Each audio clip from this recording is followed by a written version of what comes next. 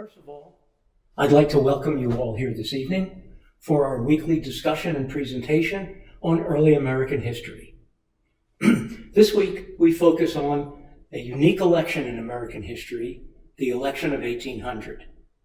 For those of you that think that our elections today are immensely polarized and full of rancor, let me assure you that our elections pale in comparison with the almost venomous jargon that was used in the 1800 election between then incumbent President John Adams, who was a member of the newly formed Federalist Party, and the then Vice President Thomas Jefferson, who was the head of the also newly formed Democratic Republican Party.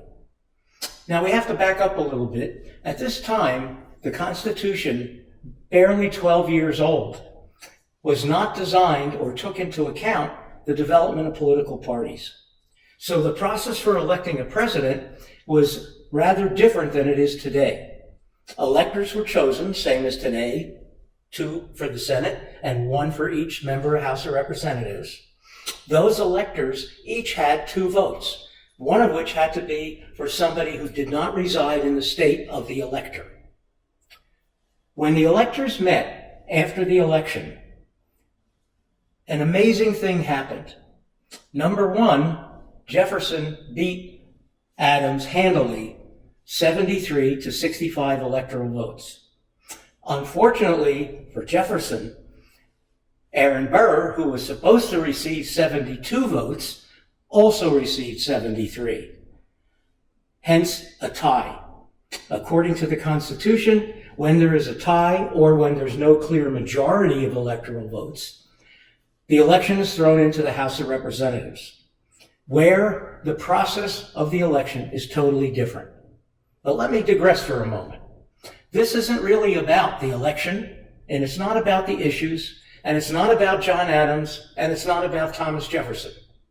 This presentation is about a person who became arguably the most influential and potentially powerful politician in the history of the United States for a period of 6 days in February of 1801. That person was James A. Bayard of Delaware. Who was he? How did that happen? Does anybody actually know who he was? Well, let me explain. Mr. Bayard was a Princeton-educated lawyer, raised in Philadelphia, but moved to Wilmington, Delaware upon graduation. He entered politics because he married, or possibly as a helpful factor, he married the daughter of one of Delaware's then senators. At the age of 29, he was elected to the House of Representatives, but he had a totally unique position compared to every other representative in the country. Delaware, being the smallest state, only had 1 representative, and James A. Bayard was it. So he solely represented Delaware. Now, according to the Constitution, when an election is thrown into the House, each state gets 1 vote, regardless of size, regardless of how many representatives they have. So Mr. Bayard carried the entire weight of Delaware on his own shoulders. He was also a very influential Federalist. Also at that time, the previous Congress was still in session while debating the results of the new election.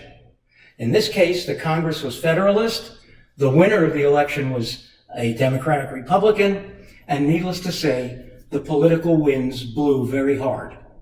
In January 1801, Alexander Hamilton, sensing the potential for a tie, wrote to Bayard advising him of the virtues and the benefits of having Jefferson as president, just in case. The other references for this, which are scrolling on the screen now, provide an overview of the entire election process by John Ferling, a noted historian of early American history, as well as the autobiography of Thomas Jefferson, which describes the events to be unfurled, a letter written by a friend of Jefferson defending his life and his beliefs and his person's beliefs, attacking those who were attacking him. Also in the references is a description of the electoral process and what actually happened. Once the tie was recognized, between February 11th and February 16th, there were no fewer than 36 ballots cast for president. Of the first 35, it remained a tie. On the 36th ballot, for an unexplained reason, which we'll address in a bit, James A. Bayard abstained. He also persuaded two of his colleagues from different states who were Federalists to also abstain. They were all previously voting for Aaron Burr. Alexander Hamilton had persuaded Bayard, Mr. Bayard, that Jefferson was the lesser of two evils. However, there's another theory that was bantered around for 20 plus years, actually 30 plus years, and that was that Jefferson and Bayard reached a secret decision where Jefferson agreed not to dismiss all of the Federalist office holders throughout the country. Then people like postmasters. There's a reference from the Library of Congress that refutes this and attempts to restore Mr. Bayard's integrity that was written in the 1850s. So this issue did not go away immediately. In any event, after Bayard decided to abstain, Jefferson won the election by 10 states. The absolute requirement at the time, because there's 16 states, notice the flag above me, Jefferson won. He had to have a minimum of 9 states. The tie was 8-8, and it was finally broken.